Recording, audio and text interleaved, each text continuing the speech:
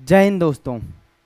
आज हम uric acid test पढ़ने वाले हैं। आजकल बहुत सारे ऐसे लोग हैं जो जॉइंट पेन या गठिया अर्थराइटिस जैसे समस्याओं से जूझ रहे होते हैं, जिनका कि यूरिक एसिड लेवल बढ़ जाता है। बहुत सारे ऐसे लोग हैं जिनका यूरिक एसिड घट भी जाता है। तो मैं यूरिक एसिड के बारे में फुल डिटेल बताऊंगा, ठीक है। तो पहले हम यूरिक एसिड के बारे में जान लेते हैं कि यूरिक एसिड होता क्या है। यूरिक एसिड एक केमिकली वेस्ट है जो हमारी बॉडी में बनता है, और ये कब बनता है? जब प्यूरिन्स नाम का सब्सटेंस ब्रेक डाउन होता है। ये प्यूरिन्स क्या है? प्यूरिन्स जनरली हमारी बॉडी प्रोड्यूस करती है और कुछ हमें बाहर के फूड और ड्रिंक से भी मिलता है। तो जब ये प्यूरिन्स नाम का सब्सटेंस ब्रेक डाउन होता है हमारी बॉडी में, तब यूरिक एसिड नाम का वेस्ट निकलता है, ठीक है।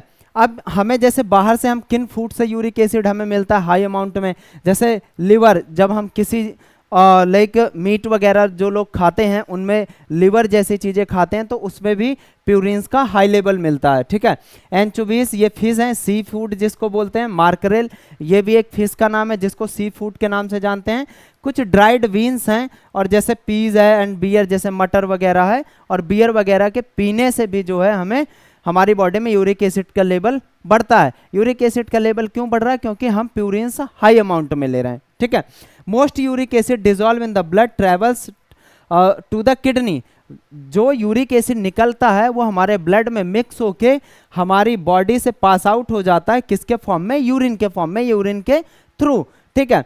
If your body produce too much uric acid does not remove enough. अगर हमारी बॉडी बहुत ज़्यादा अमाउंट में यूरिक एसिड प्रोड्यूस कर रही है तो उसमें क्या होगा कि हमारा जो किडनी सिस्टम है, जो हमारा एक्सक्रीटरी सिस्टम है, वो उसको बाहर नहीं निकाल पाएगा, जिससे कि हमारी बॉडी में यूरिक एसिड का लेवल हाई हो जाएगा। A high level of uric acid in the blood is called hyper uricaemia. अगर हमारे ब्लड में यूरिक एसिड का लेवल बढ़ रहा है तो उसको हाइपर यूरिसीमिया बोलते हैं।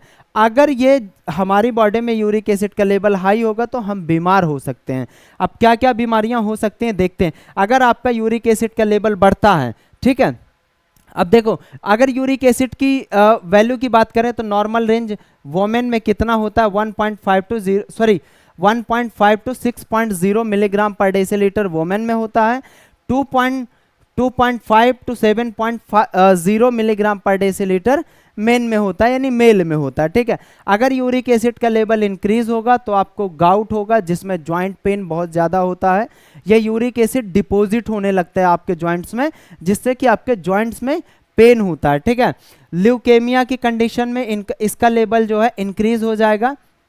जैसे कि ल्यूकेमिया क्या है? WBC का कम होना। डायबिटीज की कंडीशन में भी यूरिक एसिड का लेवल बढ़ जाता है।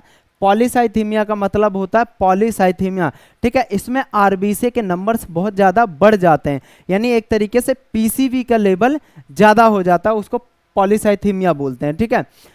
और अगर आपके ब्लड में यूरिक एसिड का लेवल डिक्रीज हो रहा तो किन कंडीशन में डिक्रीज होता है?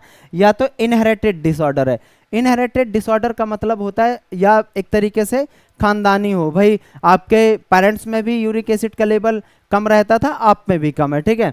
या तो फंकोनाई सिंड्रोम है। फंकोनी सिंड्रोम क्या होता है? जैसे कि हमारे ये नेफ्रॉन्स होता है, जैसे कि ये हमारा नेफ्रॉन होता है। नेफ्रॉन का जो ट्यूबुलर पार्ट होता है जिसको हम PCT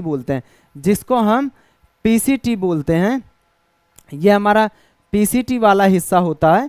ये नेफ्रॉन का जो नेफ्रॉन में जो फर्स्ट पार्ट टिब्यूल वाला होता है ये PCT होता है। तो PCT में अगर कोई इन्फेक्शन हो गया है, ठीक है, इसको PCT यानी प्रॉक्सिमल कॉन्वोल्यूटेड टिब्यूल बोलते हैं। हालांकि नेफ्रॉन्स के बारे में मैंने डिटेल में पढ़ा रखा है, एक्सरेटी सिस्टम का वीडियो आप ज़रूर देखिए। तो अगर उस कंडीशन में भी यूरिक एसिड का लेवल आपका डिक्रीज हो सकता है। इस बात को हर एक पर्सन से शेयर कर दो जिसके भी बॉडी में जॉइंट पेन जैसी समस्याएं हो रही हैं। Thanks for watching.